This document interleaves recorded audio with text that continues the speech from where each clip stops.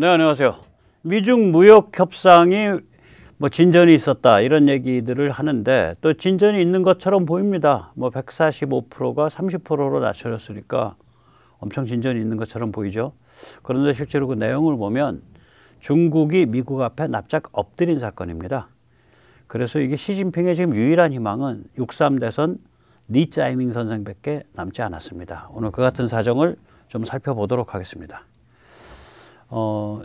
이제 미국이 중국에 얼마를 매기고 있냐를 보려면요. 2019년 6월부터 미국의 대중관세가 20%였다라는 걸 먼저 보셔야 돼요. 이게 지금 표를 보면, 이제 그 빨간색은 그 중국이 미국한테 매기는 관세고요. 파란색은 미국이 중국한테 매기는 관세인데, 미국에 대해서 중국이 이제 그 보복 관세를 매겼기 때문에 먼저 시작은 미국이 했죠. 2019년 6월부터 이게 20%입니다. 그럼 이게 모든 상품에 대해서 다 20%냐? 그건 아니고요. 약 한 70% 정도에 해당하는, 그러니까 여기서 지금 파란색으로 되어 있는 부분이 전체 무역액 중에 중국의 미국에 대한 수출액 중에 이제 그 관세를 두들겨 맞는 분야, 20%를 두들겨 맞는 분야를 본 거예요. 트럼프 이번에 하기 전까지. 그러면 이게 이제 보면은 대개 한 70%, 68%쯤 되죠. 그러다가 이제 트럼프 2기 들어서면서 이게 100%까지 이제 모든 분야에 대해서 다 두들겨 맞은 거죠.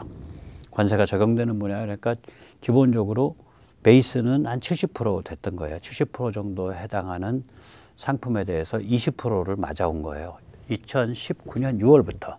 그 이번에 어떤 거냐? 이번 합의에 따라서 이 70%에 대해서는 30%가 더 붙으니까 50%가 된 거고요. 나머지 30%에 대해서는 이번에 된 30%. 이게 그중에 이제 그 30%도 이제 둘은 아니죠. 항목은 하나는 reciprocal tariff, 그러니까 상호 관세고, 다른 하나는 20%는 fentanyl tariff죠. fentanyl 너희 왜 잘못했냐? 뭐 이런 게 되는 거죠. 그러면 이제 여기서 우리가 뭘 할 수 있냐? 생각을 해보세요. 50%에서 30%쯤 관세를 맞고 나면요. 경쟁력이 없어져요. 그 나머지는 그게 140%냐 150%냐 뭐 이거는 굉장히 상징적인 거지. 이게 기본 70%에 대해서는 토탈 50%를 맡고 있는 거고요. 나머지 30%에 대해서는 토탈 30%를 맡고 있는 거거든요. 경쟁력이 있을 수가 없죠. 그러면 결국 돌고 돌아서 처음에 미국이 했던 그 얘기로 다시 돌아온 거예요. 다시. 그래서 이걸 뭐 미국이 특별히 물러선 거냐? 저는 전혀 그렇게 안 보이는데요. 거기다가 이번에 아마 합의에 이게 90일이고 그 과정에서 개기면은 24%포인트가 추가됩니다. 그러니까 50%짜리는 74%가 되는 거고 30%짜리는 54%가 돼요. 미국이 개겼다고 미국이 중국에 대해서 너희 개기고 있잖아. 이렇게 판단하면. 그래서 이거 뭐 무역 협상에 의해서 뭐가 타결됐다 천만에요. 하나도 타결된 거 없습니다. 실제적으로는. 여기서 잠시 광고 말씀 좀 여쭈고 또 이어가겠습니다. 아시다시피 세대 탈출은 광고가 잘 붙지 않습니다. 붙더라도 천천히 붙는 경향이 있습니다. 도와주시면 보다 좋은 컨텐츠로 찾아뵙는데 커다란 힘이 되겠습니다. 감사합니다. 이제 선거운동 기간이라 집회가 안 되는데 공명선거 쪽은 집회가 됩니다. 그래서 5월 17일 날 여의도 9호선 국회의사당역 3번 출구에서 약 한 100m쯤 떨어진 산업은행 후문 앞에서 집회가 열립니다. 위험천만 사전투표, 안심하고 당일투표, 구멍숭숭 사전투표, 정정당당 당일투표. 많이들 나오셔가지고 힘을 좀 합쳐주세요. 아침 10시 반서부터 오전에 끝납니다. 한 12시 반까지. 또 123 코리아 공명선거 전국연합 여기 많이 하시면은 이제 사전투표의 참관 감시부터 시작을 해서 그리고 이제 대선 이후에는 상권분립 대통령제 헌법을 강화, 수호하기 위한 그러한 헌법투쟁이 될 거고 또 국회 독재를 억제하는 투쟁이 될 겁니다. 많이 힘을 모아주십시오. www.123korea.kr 그리고 내일 모레 금요일 날에는 삼각지역 5번 출구 11시 30분 권영세 매를 좀 때리러 갑니다. 많이 힘을 모아주시기 바랍니다. 자, 이제 다시 말씀 여쭈겠습니다. 그럼 이번 합의에서 뭐 실효성은 없는데 그럼 뭐 때문에 그 주식시장이 반응을 하고 이런 거랴. 예, 이번 합의 중요합니다. 뭐가 중요하냐? 예, 중국이 이런 시그널을 보낸 거예요. 네, 저희 중국은요, 경제적, 군사적으로 극단적으로 발작하는 그런 일은 안 하겠습니다. 이거를 중국이 약속을 한 거예요.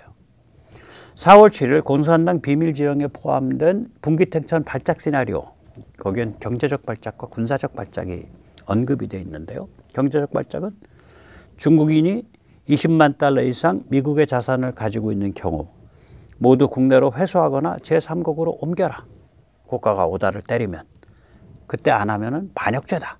그런 게 하나 들어있고요. 또 하나는 중국이 보유하고 있는 미국 국채 1조 달러 및 미 회사채 등 2조 달러의 금융상품을, 그러니까 토탈 3조 달러의 미국 관련 금융상품을 급매물로 국제시장에 패당이 치겠다. 그게 들어있어요. 이런 경제적 발작을 하면 미국도 타격을 보고 세계 경제 타격 보지만 중국은 골로 갑니다. 중국 위안화 가치가 미국 달러에 패깅돼 있는 거거든요. 미국 달러를 그러니까 중국이 보유하고 있는 달러 표기 외환 자산에 그걸 담보로 해가지고 위안화 가치가 유지되고 있는 거거든요. 따라서 중국이 이런 식으로 발작을 하면 일종의 중국의 자살골이 되는데 이게 너무 과격한 발작이어서 이거는 당연히 군사적 발작이랑 이어집니다. 공산당 비밀지령에 군사적 발작도 언급되어 있어요. 대만에서 전쟁을 일으키고 주한미군, 주일미군, 주필리핀 미군, 괌의 미군을 타격한다. 그 다음에 그래서 미국과 다이다이 붙게 되면 중화대륙의 전략적 깊이, strategic depth를 이용해서 버틴다. 그러니까 해안으로부터의 거리. 그러니까 중국이 깊다라고 주장하는 건데 실제로 안 깊습니다. 충칭만 해도 한 1,500km가 안 될 거예요. 해안 그 양자강 그 샹하이에서부터 충칭까지의 직선 거리가. 그래서 미국의 첨단 무기에서 뭐 1,000km, 1,500km, 예, 그건 엎어지면 코 닿는 거리죠. 그러니까 중국이 전략적 깊이가 있다고 주장한다는 것 자체가 미친 소리예요. 아무튼 간에 4월 7일 공산당 비밀지령에 이러한 그 경제적 그리고 군사적 발작이 명시적으로 언급돼 있다고요. 그런데 이번에 5월 달에 제네바에서 5월 초에 합의함으로써 우리 발작 안 하겠습니다. 이렇게 약속을 한 거예요. 그러니까 당연히 시장이 환호를 하고, 왜냐하면 시장이라는 건 그러니까 불안정성이 제일 무서운 거 아니에요. 불확실성이. 이거 불꽃이 어디로 튈지 모르면은 꼼짝을 못 하는 거예요. 아, 그런데 중국이 발작을 안 한다. 아, 그러면은 오케이, 뭐 어차피 중국 상품 50%쯤 두들겨 맞고 있고, 그 다음에 관세 토탈하면 50% 두들겨 맞고 또 높아질 수도 있으니까 중국 발작 안 한다니까, 그럼 중국 바깥에 제조기지 만들고 중국 따돌리는 경제, 세계 경제를 만들어가는 쪽으로 투자하면 되겠구나라고 시장의 확실성이 잡히는 거예요. 그래서 중국이 이거는 베껴든 사건이죠. 베껴둔 사건입니다. 그리고 이제 이렇게 되면 중국 쪽이랑 엮이면은 최소 뭐 30에서 50%를 맞으니까 멕시코, 캐나다와의 그 미국의 그러니까 자유무역에서 그 조항 중에 중국 그러니까 멕시코, 캐나다의 내부가 아닌 그런 걸 해서 조립한 것에 대해서 관세를 때릴 수 있게 돼 있거든요. 그거 안 때리고 있다 지금 때리고 있잖아. 그래서 중국의 우회 수출, 동남아를 통한 뭐 인도네시아, 베트남을 통한 우회 수출 이런 것도 자꾸 이제 시간을 두고 정리돼 갈 거라고요. 전부. 그래서 이게 커요. 이게 그러니까 베센트가 뭐라고 말을 하냐면 우리는 중국과 디커플링 하기 원하지 않는다. 그러나 전략적 디커플링은 하기 원한다. 그러니까 풀 디커플링과 전략적 디커플링을 구별해서 쓰더라고요.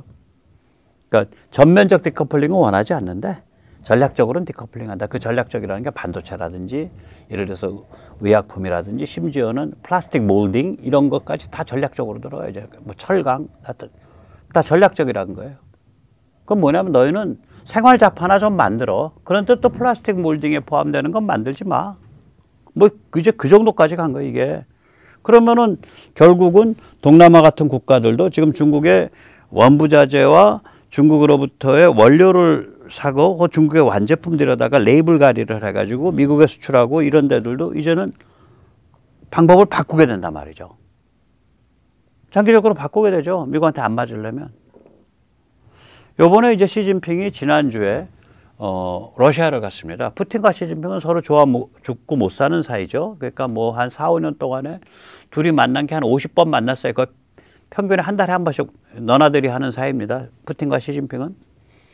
그러니까 시진핑은 뭐 미국의 그 일방적 헤게모니 뭐 이런 거 미국이라고는 표현 안 하는데 일방적 헤게모니를 위한 무슨 그런 그 단극주의 세계에 대해서 우리가 저항해야 됩니다. 그런 흐름에 대해서 시진핑은 그런 소리 하고 있는데 푸틴은 전혀 양국 간에 앞으로 발전하면 됩니다. 이런 소리를 했어요. 그러니까 푸틴은 시진핑과 전혀 다른 문맥의 얘기를 했어요.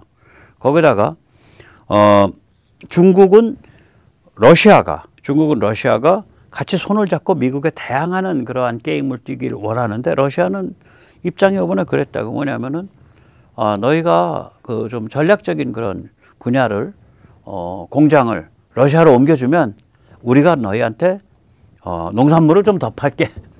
웃기는 소리죠. 전혀 다른 얘기가 나왔다고 이번에 지난주에. 그래서 이거는 100개를 들은 사건이라고 저는 봅니다.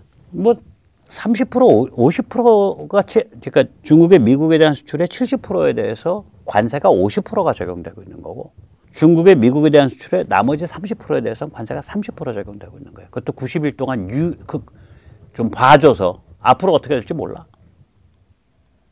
저는 이 중국과의 디커플링 앞으로 계속 진행된다고 봅니다.